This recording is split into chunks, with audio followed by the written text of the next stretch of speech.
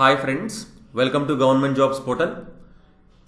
ఈ వీడియోలో మనం ఈడియమ్స్ అండ్ ఫ్రేజెస్ టాపిక్ చూడడం జరుగుతుందండి. సో మనకి ఎస్ఎస్సి ఎంటీఎస్ ఎగ్జామ్ త్వరలో ఉంది కాబట్టి అందులో ఈ టాపిక్ నుంచి మనకి 2 మార్క్స్ వస్తాయండి. సో కంపల్సరిగా ఇది ఇంపార్టెంట్ టాపిక్ అనమాట. వీడియో ఎండ్ వరకు చూడండి, అలాగే నచ్చితే లైక్ చేయండి అండ్ మీ ఫ్రెండ్స్ అందరికీ కంపల్సరిగా షేర్ చేయండి. ఓకే, మనం ఫస్ట్ చూద్దాం. On the ball. చూడండి, ఈడియమ్స్ అండ్ ఫ్రేజెస్ అంటే నథింగ్ బట్ చూడండి, ఇలా ఒక చిన్న ఫ్రేజ్ ఉంది. ఇప్పుడు ఆన్ ది బాల్ కి ఒక మీనింగ్ అనేది ఉంటుంది అనమాట. ఓకే, దా మీనింగ్ చూస్తాం మనం అండ్ దాని యూసేజ్ కూడా చూడడం జరుగుతుందండి. So first on the ball అంటే ఏంటి అర్థం? Quick to understand and react to situation. So on the ball అంటే కరెక్ట్గా ఆ సిచ్యువేషన్ ని క్లియర్గా అర్థం చేసుకునే వాళ్ళు స్పాంటేనియస్గా రియాక్ట్ అవ్వడం అనమాట. సో దాన్ని ఆన్ ది బాల్ అని అంటాం. సో చూడండి, దీని యూసేజ్ ఎలా ఉంటుందంటే, we need someone who's really on the ball to answer questions from the press. So మనకు తెలుసు ప్రెస్లో ఎలాంటి క్వశ్చన్స్ అని అడుగుతారు. సో ప్రెస్లో క్వశ్చన్స్ అడిగిన దానికి స్పాంటేనియస్గా ఆన్సర్ చెప్పే వాళ్ళు కావాలి అని చెప్తున్నారు. సో ఎగ్జాక్ట్గా సిచ్యువేషన్ అర్థం చేసుకొని ఎలాంటి క్వశ్చన్ అడిగినా సరే వాళ్ళకి కరెక్ట్ వేలో రియాక్ట్ అయ్యే వాళ్ళు కావాలి అంటున్నారు. సో ఆన్ ది బాల్ ఉండే వాళ్ళు మనకి ఎవరో ఒకరు కావాలి అని ఇక్కడ చెప్పడం జరుగుతుంది అనమాట ఈ sentence. Okay, so on the ball అంటే త్వరగా అర్థం చేసుకునే వాళ్ళు అండ్ సిచ్యువేషన్ తగ్గట్టుగా కరెక్ట్గా రియాక్ట్ అవ్వడం అనమాట. ఓకే, సో నెక్స్ట్ చూసుకుంటే cost and arm and a leg.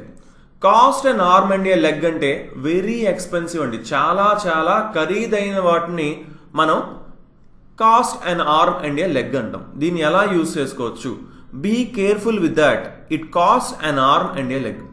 దాంతో చాలా జాగ్రత్తగా ఉండు, ఎందుకంటే అది చాలా చాలా ఖరీదైనది. సో చాలా చాలా ఖరీదైనది, వెరీ ఎక్స్పెన్సివ్ అని చెప్పడానికి it cost and arm and a leg అని మనం యూజ్ చేయొచ్చు అనమాట. ఓకే, సో నెక్స్ట్ వర్డ్ చూసుకుంటే, నెక్స్ట్ ఫ్రేజ్ చూస్తే ఆన్ క్లౌడ్ 9. ఆన్ క్లౌడ్ 9 అంటే వెరీ హ్యాపీ అండి, చాలా చాలా సంతోషంగా ఉండడం. On cloud 9, he was on cloud 9 after winning the competition. So ఒక కాంపిటీషన్ విన్ అయిన తర్వాత ఏంటి, అతను చాలా చాలా హ్యాపీగా ఉన్నాడు. So he was on cloud 9. ఓకేనండి, సో ఆన్ క్లౌడ్ 9 అంటే వెరీ హ్యాపీ. సో నెక్స్ట్ చూసుకుంటే rain cats and dogs. Rain cats and dogs అంటే రెయిన్ హెవీలీ, ఒక భారీ వర్షాన్ని మనం ఏం చెప్పొచ్చు అండి, రెయిన్ క్యాట్స్ అండ్ డాగ్స్ అని చెప్పొచ్చు. సో దీన్ని ఎలా యూజ్ చేసుకోవచ్చు? It's raining cats and dogs, I'm worried about how my kids will reach home. So ఏంటి, చాలా భారీగా వర్షం పడుతుంది, సో నేను చాలా వరీ అవుతున్నాను, నా పిల్లలు ఇంటికి ఎలా సేఫ్గా వెళ్తారు అని. ఓకేనండి, so raining cats and dogs అంటే రెయిన్ హెవీలీ, చాలా భారీ వర్షం పడడము. సో నెక్స్ట్ చూసుకుంటే hit the sack. Hit the sack అంటే గో టు స్లీప్ అండి. ఓకే, వెళ్ళి నిద్రపోవడం. గో టు స్లీప్, నిద్రపోవడం. హిట్ ద శాక్ అంటే ఏంటి అర్థం? Go to sleep. I'm extremely tired after A hectic day, I'm going to hit the sack.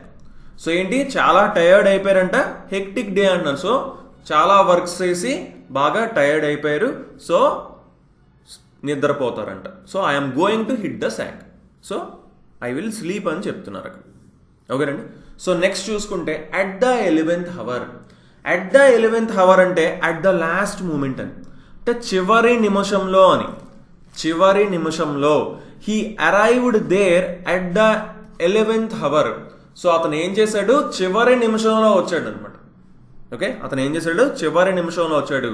At the 11th hour అంటే చివరి నిమిషంలో, అట్ ద లాస్ట్ మూమెంట్ అని. ఓకేనండి, సో నెక్స్ట్ చూసుకుంటే put the cart before the horse. Put the cart before the horse అంటే to do things in wrong order. మనకి తెలుసు horse ముందు ఉంటుంది, కార్ట్ వెనకాల ఉంటుంది. కానీ ఇప్పుడు ఏం చేస్తున్నారు, కార్ట్ని హార్స్ ముందున పెడుతున్నారంట. అంటే ఏంటి, క్లియర్గా అక్కడే మనకి అది చదువుతుంటేనే మనకి మీనింగ్ అర్థం చేసుకోగలం. ఏంటి, విషయాల్ని, థింగ్స్ని రాంగ్ ఆర్డర్లో చేయడం. To do things in wrong order. Okay, so దాన్ని మనం ఎలా యూజ్ చేసుకోవచ్చు అంటే, I think you are putting the cart before the horse by leaving your permanent job before getting new one. So కొత్త జాబ్ రాకముందే నీ పర్మనెంట్ జాబ్ని నువ్వు వదిలేస్తున్నావు అంటే రాంగ్ ఆర్డర్లో చేస్తున్నావు అని చెప్తున్నారు. సో యాక్చువల్గా ఇది ఏం చేయాలి, ఫస్ట్ కొత్త జాబ్ వచ్చిన తర్వాత అప్పుడు మనం పర్మనెంట్ జాబ్ని వదిలేయాలి, రైట్? సో ఇక్కడ అతని ఒపీనియన్ ఏం చెప్తున్నాడు, I think you are putting the cart before the horse by leaving your permanent job before getting new one. ఓకేనండి. సో నెక్స్ట్ చూసుకుంటే through thick and thin. Through thick and thin అంటే to support someone through good and bad times. So మంచి లేదా చెడు, so అంటే మంచిగా ఉన్న రోజులు మనకి బాగాలేని రోజులు, రెండు రోజులు కూడా సపోర్ట్ చేయడం అనమాట, సపోర్ట్ చేయడము. ఓకేనండి. సో హ్యాపీగా ఉన్న రోజులు, చాలా బాధపడుతున్న రోజులు, రెండిటిని కూడా సపోర్ట్ చేయడం. My best friend has supported me through thick and thin. So కష్టాల్లో ఆనందాల్లో రెండిట్లోని కూడా వాళ్ళ ఫ్రెండ్ ఎప్పుడు కూడా సపోర్ట్ చేశారంట అతనికి. ఓకేనండి. My best friend has supported me through thick and thin. So thick and thin అనేది, త్రూ థిక్ అండ్ థిన్ అనేది మనం ఇలా యూజ్ చేసుకోవచ్చు అనమాట. సో నెక్స్ట్ మనం చూసుకుంటే miss the boat. Miss the boat అంటే when someone missed the chance. So ఏదైనా ఒక ఛాన్స్ మిస్ అయినప్పుడు మనం మిస్ ద బోట్ అనే దీన్ని యూజ్ చేయొచ్చు. సో క్లియర్గా దీనికి ఎగ్జాంపుల్ మనం తీసుకుంటే, in this competitive scenario if you don't keep yourself updated with the technology you are going to miss the boat. So ఇలాంటి ఈ కాంపిటేటివ్ ఫీల్డ్లో ఇప్పుడు ఉన్న సినారియోలో మనం కంపల్సరీ ఏంటి, ఎప్పుడు కూడా అప్డేట్ అవుతూ ఉండాలి. టెక్నాలజీతో పాటు మనం కూడా అప్డేట్ అవ్వాలి. ఒకవేళ టెక్నాలజీతో పాటు మనం అప్డేట్ అవ్వకపోతే మనం ఒక పెద్ద ఛాన్స్ని మిస్ అవ్వచ్చు. ఏదో ఒక ఛాన్స్ని అయితే మీరు కంపల్సరీగా మిస్ అవుతారని చెప్తున్నారు. You are going to miss the boat. So chance miss అవుతారు అని చెప్తున్నారు అనమాట. ఓకే. సో నెక్స్ట్ మనం చూసుకుంటే as cool as cucumber. As cool as cucumber అంటే relaxed person in difficult situation. ఎంత పెద్ద కష్టమైనా రానివ్వండి, ఎలాంటి సిచ్యువేషన్ అయినా రానివ్వండి, కానీ రిలాక్స్డ్గా ఉంటాడు అనమాట ఆ పర్సన్. ఓకే. సో అతన్ని మనం యాజ్ కూల్ యాజ్ కుకుంబర్ అనొచ్చు, లేదా ఆమెను మనం యాజ్ కూల్ యాజ్ కుకుంబర్ అని మనం అనొచ్చు. చూడండి, she was as cool as cucumber even when she got red handed. Red హ్యాండెడ్గా దొరికిపోయినా కూడా తను ఇంకా ఏంటంటే చాలా కూల్గా ఉందంట, చాలా రిలాక్స్డ్గా ఉందన్నమాట. ఓకే. సో నెక్స్ట్ మనం చూసుకుంటే beat around the bush. Beat around the bush అంటే avoid the important point. So main important point ఏదైతే ఉందో దాన్ని వదిలేసి మిగతావన్నీ చుట్టూ మాట్లాడుతున్నాం అనమాట. మెయిన్ పాయింట్ మాట్లాడకుండా, ఇప్పుడు ఒక పాయింట్ మాట్లాడమన్నప్పుడు దాని గురించి మాట్లాడకుండా మిగతావన్నీ మాట్లాడుతుంటారు కొంతమంది. సో దాన్ని అలా మాట్లాడడాన్ని ఏమంటాం, బీట్ అరౌండ్ ద బుష్ అంటాం అనమాట. ఓకేనండి. So beat around the bush అంటే avoid the important point. Important పాయింట్ని వదిలేసి మిగతా పాయింట్స్ అన్ని మాట్లాడుతూ ఉండడం. Okay. So why can't you get straight to the point instead of beating around the bush అని అడుగుతున్నారు. ఏంటి, స్ట్రైట్గా మాట్లాడాల్సిన ఇంపార్టెంట్ పాయింట్ మాట్లాడకుండా ఎందుకు ఇవన్నీ మాట్లాడుతున్నారు, చుట్టూ ఉన్నవన్నీ ఏవేవో ఎందుకు మాట్లాడుతున్నారు అని చెప్పేసి అనేసి ఇక్కడ అడుగుతున్నారు అనమాట. ఓకే. సో నెక్స్ట్ మనం చూసుకుంటే don't count your chickens before they hatch. క్లియర్గా ఇది చదువుతుంటేనే అర్థం అవుతుంది. Don't count your chickens before the hatch అంటే do not count on something that has not yet happened. ఇంకా ఏది జరగకముందే అది అయిపోయినట్టు అలా ఊహించుకోవద్దు. ఓకే. ఏదైనా సరే జరిగిన తర్వాతే మనం అనుకోవాలి అది అయిందని, అంతేగాని జరగక ముందే don't count your chickens before the hatch. ఆ గుడ్లు పొదగక ముందే అవి చికెన్స్ కింద మనం అనుకోకూడదు, చికెన్స్ అని కౌంట్ చేయకూడదు. ఓకేనండి. సో అది దాని అర్థం అనమాట. సో దీన్ని మనం ఎలా యూజ్ చేయొచ్చు, you may get the job but don't count your chickens before they hatch.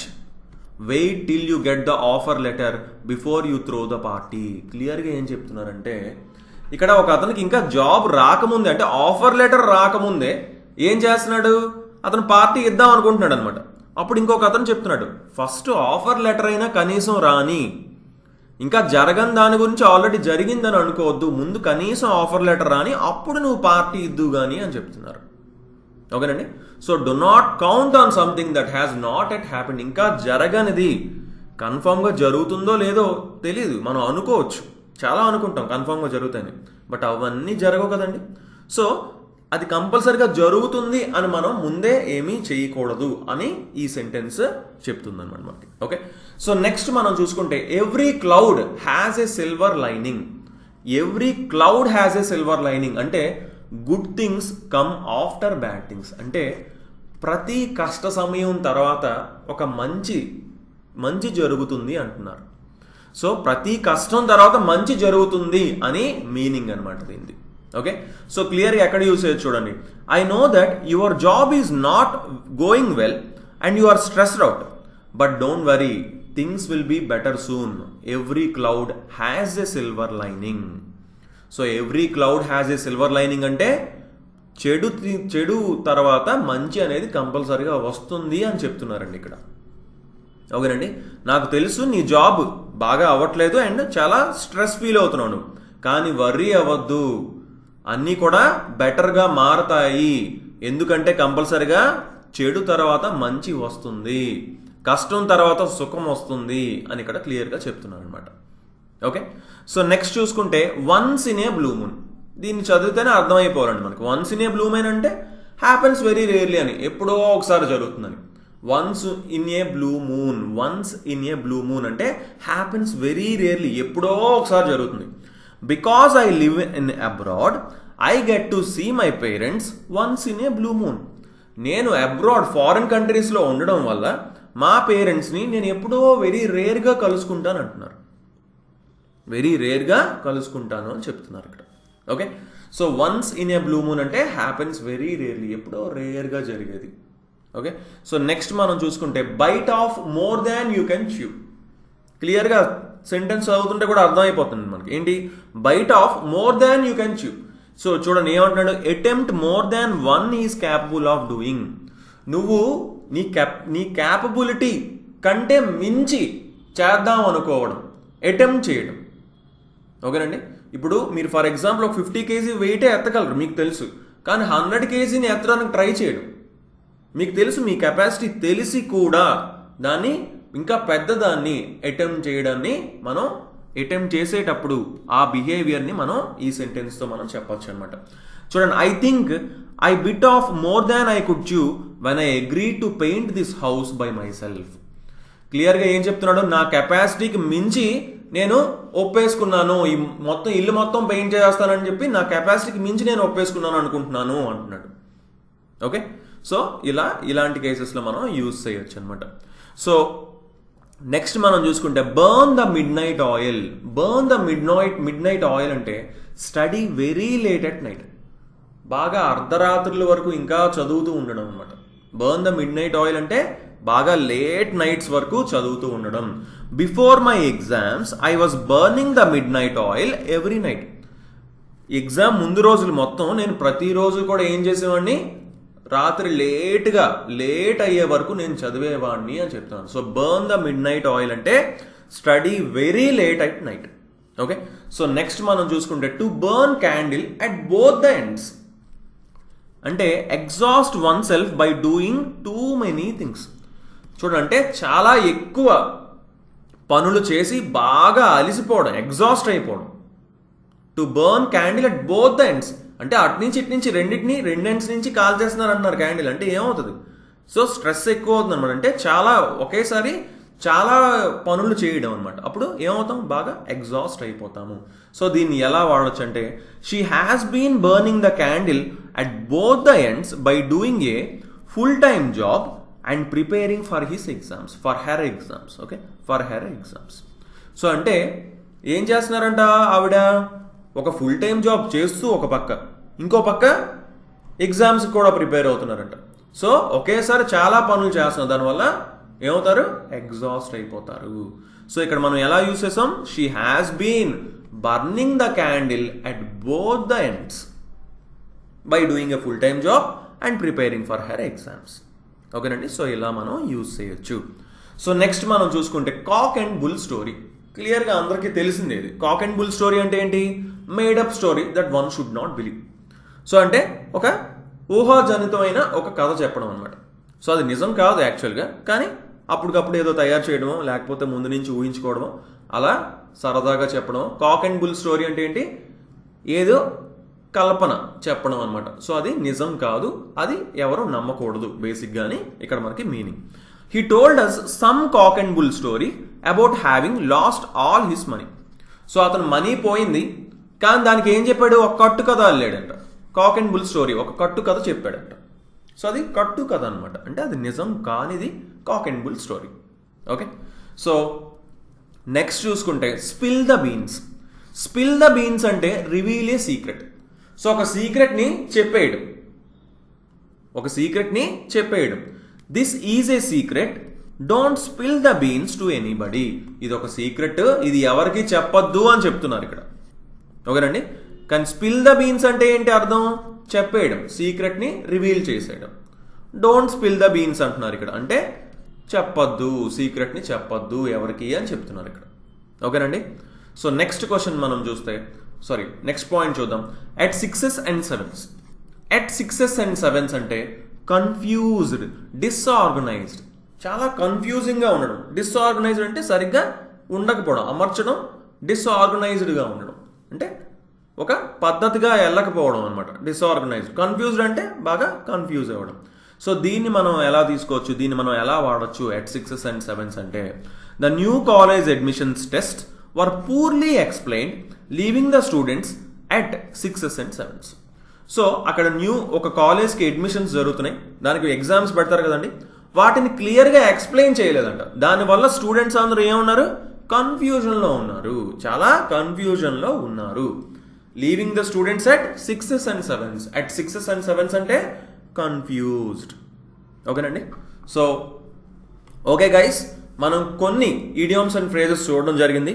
So మరిన్ని మనం నెక్స్ట్ వీడియోస్లో చూడడం జరుగుతుందండి.